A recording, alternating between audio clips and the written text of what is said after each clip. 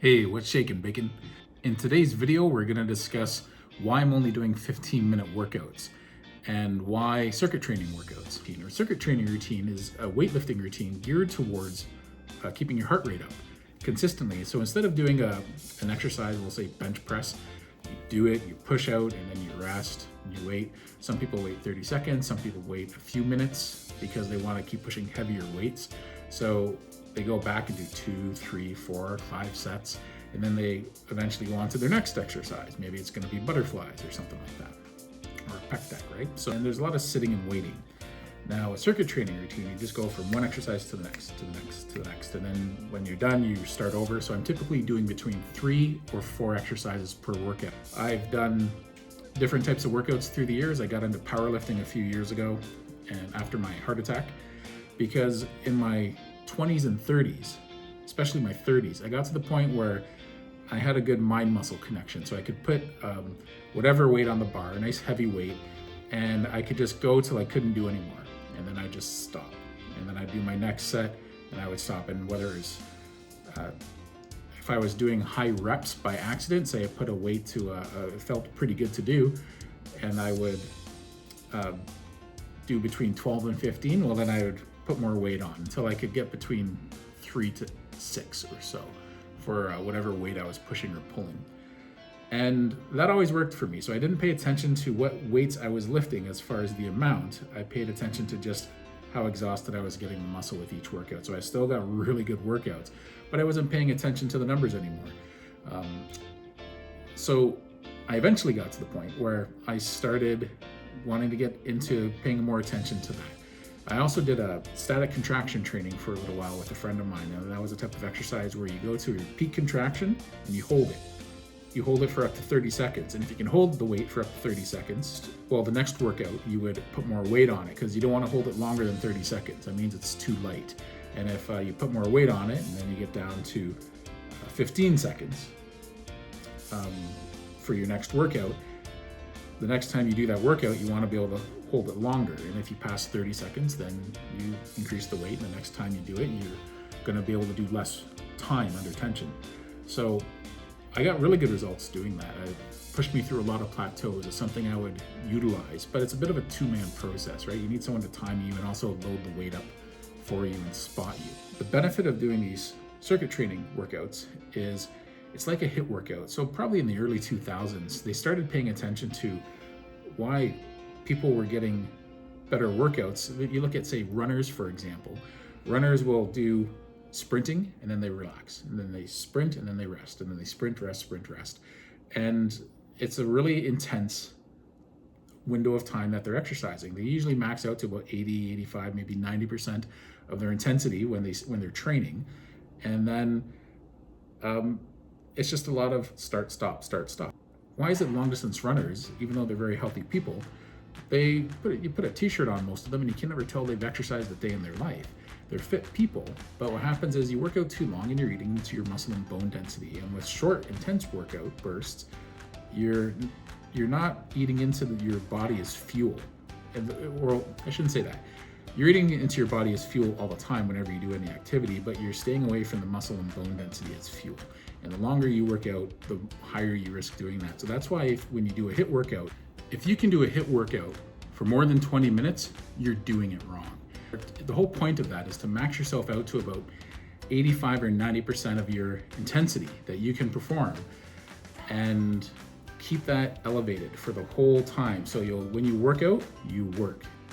It's proven to be a beneficial type of exercise. If you want to lose like fat, that's the kind of weightlifting you want to do. If you're doing just regular weightlifting, that's good. It's got some benefits to it. But what happens is you're just going to put on muscle, but you're lowering your heart. You're getting too much rest in there, and your heart rate doesn't get as consistently high as you want because the breaks are too long. And that's where a HIIT workout is really good. So you want to start doing a workout at home. HIIT workout's a good way to go. Go between jump squats and push-up, lunges, and variations of all those things, and you're gonna get a pretty good workout. So these HIIT workouts are really just circuit training, except for without any equipment typically, or minimal equipment. I just realized my catch light wasn't on. So I've been weightlifting for long enough that I'm pretty in tune with my body. Even though I've let myself get out of shape, I know when to work through the burn and when there's a pain that's not good. And you don't want to work through that type of pain. A burn is the type of pain you want to work through. When you're exercising, you just feel that muscle getting really tight and you're thinking, oh, that's good. So sometimes I'll go just back and forth between two exercises. I'll do bench press and then I'll do shoulders, then I'll go back to bench press, then I'll go back to shoulders, then I'll go back to bench press. And then that's the first half of my exercise. And the second half might be squats and then traps, and then squats and then traps. So I can just go from one to the next, to the next, to the next, and then start again. And I find if I do 4 exercises in 15 minutes, I can get 3 sets in. And I'm always trying to beat that. If I can work up towards getting 4 sets in, it shows I have a better respiratory system. So there's that little bit of rest you take in between each one before you start doing a heavy load.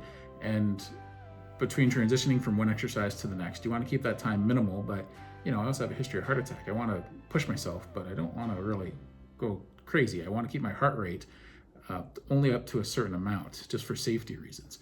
The benefit of doing these short workouts is I've been doing this long enough to know that when your diet is spot on, it doesn't take much lifting to get good results.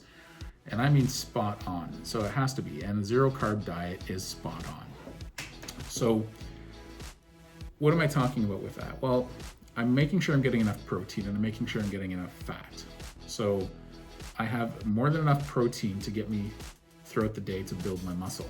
And that's good. And the upcoming bod pod is going to demonstrate this. I'm doing that this Saturday. As I've said before, I don't want to eat into the wrong type of fuel. I probably could go up as high as 20, and maybe I'll make that my January challenge. I'll do that for a few months and maybe try and do something very similar to what I'm doing now, and then just stick to a 20-minute workout, or maybe cutting my calories back a little bit and keeping it at 15 minutes, because I really enjoy 15 minutes, but honestly, sometimes I wish I could do just another 5. It's tough to stop when I'm partway through my 4th set, for example, unless you're wanting to go into some bodybuilding competition. 15 minutes is phenomenal for most people. And as I trim down while I do this, we'll start seeing those results. But I can already see in how my clothes is fitting that I'm getting the muscle mass that I want, the bone density. A few years ago when I was powerlifting, my trainer would say at the time, you did really good this week. You made it look easy. And that's because my diet was horrible, typically. And when my diet was horrible, and I was eating lots of junk food, just living off too much junk food, it was easy because I was putting on weight.